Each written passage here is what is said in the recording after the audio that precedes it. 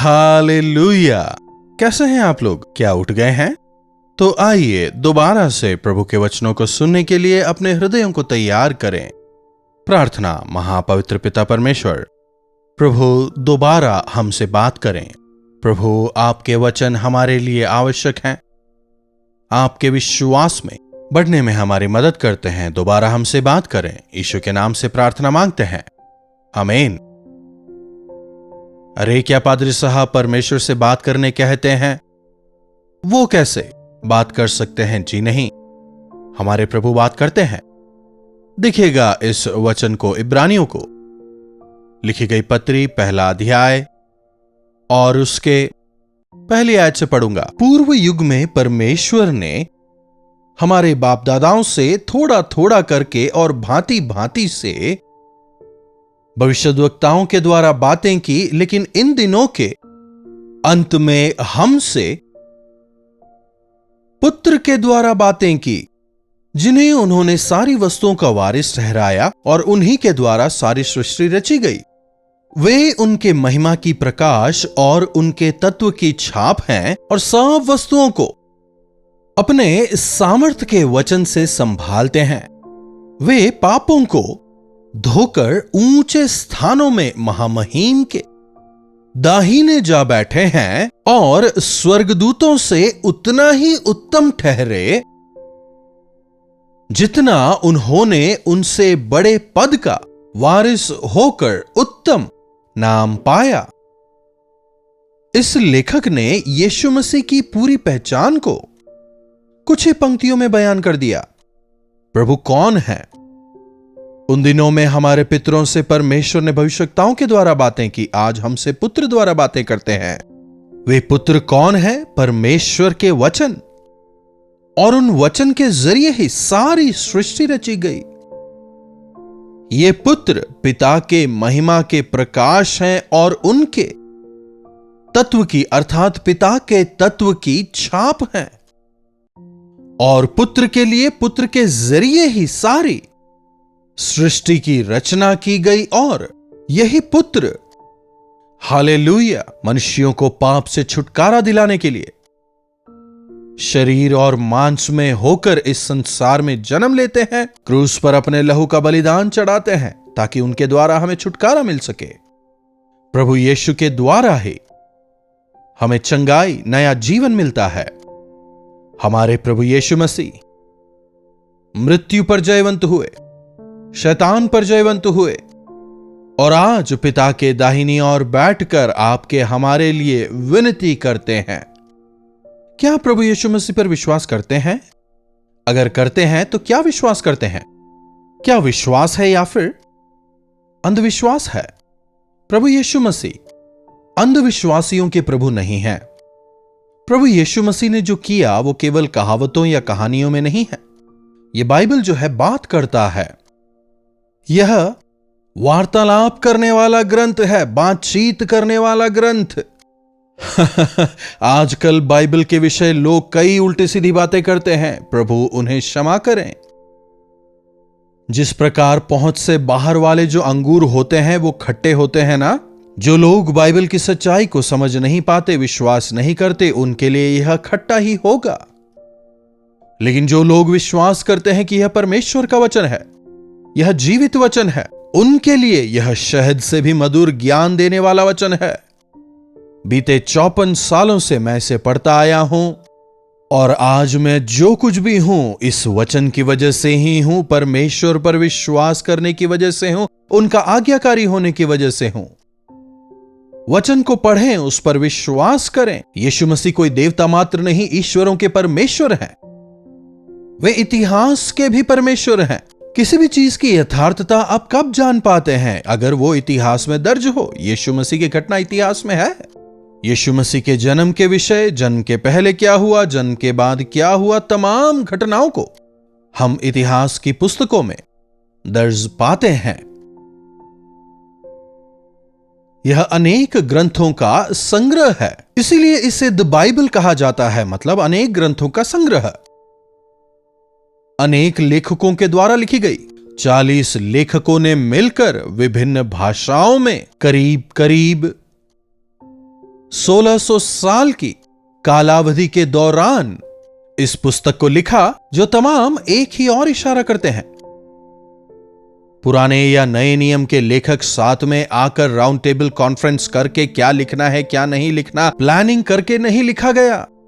कुछ अगुए थे, कुछ राजा थे, कुछ भविष्यवक्ता थे, लेकिन चाहे वे कुछ भी रहे हो, परमेश्वर की आत्मा द्वारा वे प्रेरित किए गए और पवित्र आत्मा ने जिस बात को जाहिर किया उन्हीं बातों को इन लोगों ने लिखा। कहा जाए तो इस बाइबल को लिखने वाले एक ही हैं, वे हैं पवित्र आत्मा। पवित्र आत्मा ने उन लोगों को जो कुछ दिखाया, समझाया, प्रकाशित किया, उन लोगों ने लिखा। और इसीलिए आज यह बाइबल छोटी सी इस पुस्तक के रूप में हमारे हाथों में है। प्रभु यीशु जीवित परमेश्वर हैं। पहले यूहन्ना की पत्री 1 अध्याय 1 आयत से उस जीवन के वचन के विषय में जो आदि से थे, जिन्हें हमने सुना और जिन्हें हमने अपनी आंखों से देखा, वरन जिन्हें हमने ध्यान से देखा और अपने हाथों से छुआ, इन्हीं के विषय तुम्हें बताते हैं। प्रभु यीशु मसीह का शिष्य यूहन्ना यहां पर क्या कह रहा है?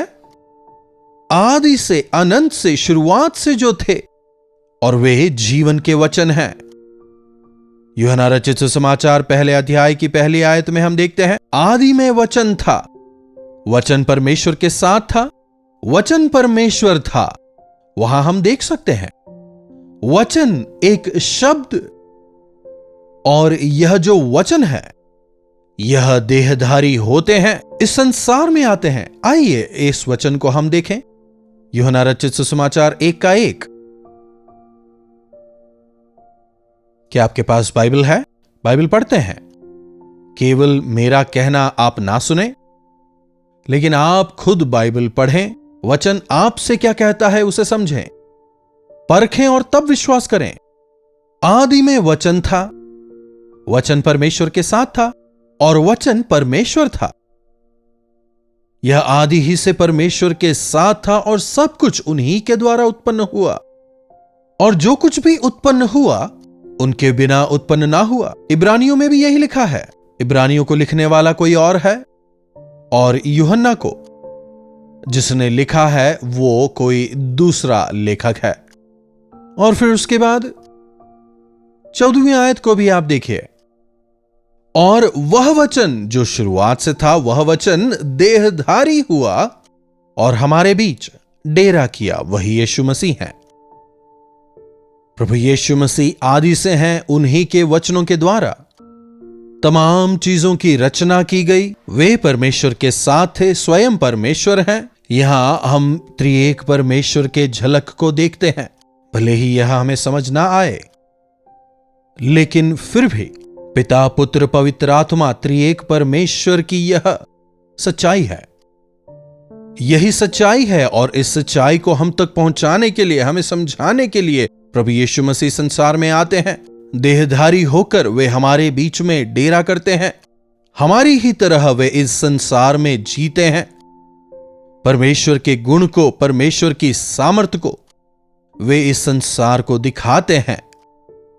आज भी इन्हीं पवित्र आत्मा के सामर्थ्य के जरिए हम परमेश्वर के चमत्कार को अपने जीवनों में देख सकते हैं।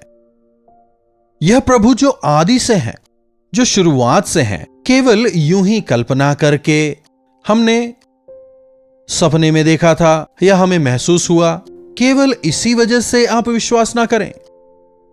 लेकिन जो सुना, यीशु मसीह के विषय जो सुना, जिसे आंखों से देखा, जो सुना उसे आंखों से देखा, वरन जिसे ध्यान से सुना। देखिए, ये फेक और ओरिजिनल जो है एक समान लगते हैं। एक वास्तविक फूल और जो आर्टिफिशियल फूल है, दूर से देखने के लिए बिल्कुल एक समान लगेंगे, लेकिन यदि आप गौर से देखें, ध्यान से देखें, कुछ ना कुछ फर्क आपको जरूर नजर आएगा।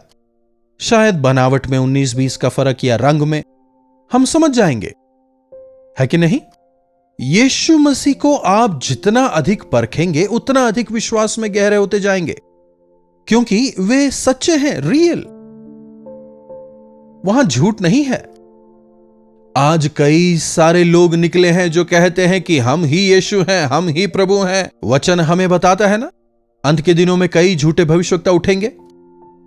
कई लोग कहते हैं हम मसीही हैं, मसीह के वचन को ही सुनाते हैं। लेकिन आप परखें, ध्यान से परखें, ध्यान से सुने। उनके फलों के द्वारा आप उन्हें जानने पाएंगे। बातों से रिझा सकते हैं, चाल चलन से धोखा दे सकते हैं, इमिटेट कर सकते हैं, लेकिन फल, आउटकम, फलों के द्वारा हम उन्हें पहचान सकते हैं।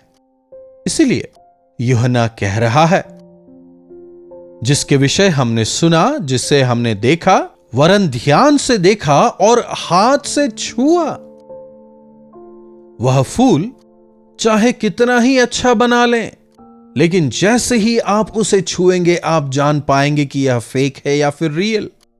जैसे ही आप उसकी खुशबू लेंगे समझ जाएंगे यह इसमें से किसी फूल की खुशबू आ रही है या फिर प्लास्टिक की खुशबू। यीशु मसीह को इतना अधिक जानने वाले शिष्य हमें यह गवाही दे रहे हैं। हमने यीशु मसीह को देखा, हम उनके साथ रहे, हम उनके साथ चले, हम उनके साथ खाए पिए, उन्होंने जो किया देखा, उनकी मृत्यु को हमने देखा, उन्हें कब्र में रखते हुए हमने देखा, उनके खाली कब्र को हमने देखा, फिर उन्हें पुनरुत्थित हुए भी हमने देखा। और फिर थोमा कहता है, जब तक मैं अपनी उंगली को आपके घाव में डाल के देख ना लूं तब तक मुझे विश्वास नहीं होगा। इसीलिए उस थोमा के लिए प्रभु यीशु मसीह दोबारा से दर्शन देते हैं। देख, अपनी उंगली को मेरे घावों में डाल के देख। अविश्वासी नहीं, लेकिन विश्वासी होकर तू जी। उनके घावों में उंगली डाल के देखने के बाद यह थोमा प्रभु यीशु मसीह पर इतना अधिक विश्वास करता है कि यह थोमा अपना सब कुछ छोड़कर, अपना परिवार, अपने लोग, सब कुछ छोड़कर प्रभु यीशु के सुसमाचार को लेकर भारत आता है। भारत के दक्षिणी भाग में, विशेषकर केरला वगैरह में जहाज के जरिए वो आता है। उन दिनों में फ्लाइट्स वगैरह तो नहीं थे ना। दक्षिण भारत में आकर वो प्रभु यीशु मसीह के सुसमाचार को फैलाता है। इसी भाग में अपनी सेवकाई वो करता है। चेन्नई में आज एक सेंट थॉमस माउंट के नाम से चर्च है। खुद ने ही धीरे धीरे कर पत्थरों को काट कर एक छोटा सा शेड वहां पर बनाया और आज वहां पर वो चर्च है। अब वहां पर एक बड़ा चर्च है जो कईयों के लिए गवाह है। यही थोमा जो यह विश्वास नहीं कर पा रहा था कि यीशु मसीह मृत्यु से जी उठे हैं, जब यीशु मसीह को छूकर देखता है, जब स्वयं यीशु मसीह के घावों को महसूस करता है, अपनी उंगली डालकर समझता है, देखता है कि अब यीशु मसीह मृत्यु से जी उठे हैं, उन्हें प्रभु यीशु मसीह का गवाह होकर वो हमारे भारत देश के दक्षिणी छोर पर आता है, केरल और उस भाग में सेवकाई करता है। करीब करीब 8 चर्चों की स्थापना थोमा वहां करता है। बड़े बड़े चर्चेस वगैरह नहीं थे, छोटे छोटे चर्चों की स्थापना करता है। जो लोग यह कहते हैं कि ब्रिटिशों के जरिए इंडिया में क्रिश्चियनिटी आई, ब्रिटिशर ही ईसाईयत को भारत में लेकर आए, जी नहीं, ब्रिटिशर्स नहीं लेकर आए, लेकिन थोमा जिसने स्वयं प्रभु यीशु मसीह को सुना था, जो स्वयं प्रभु यीशु मसीह का गवाह हुआ था, जिसने यीशु मसीह के साथ रहकर सेवकाई की थी, प्रभु यीशु मसीह को चमत्कार करते हुए देखा था, स्वयं थोमा हमारे देश में उन्हीं दिनों में, मतलब करीब करीब 2000 साल पहले ही प्रभु यीशु मसीह के सुसमाचार को हमारे देश में लाता है। मतलब उन्हीं दिनों में हमने मसीह यीशु के बारे में सुन लिया था।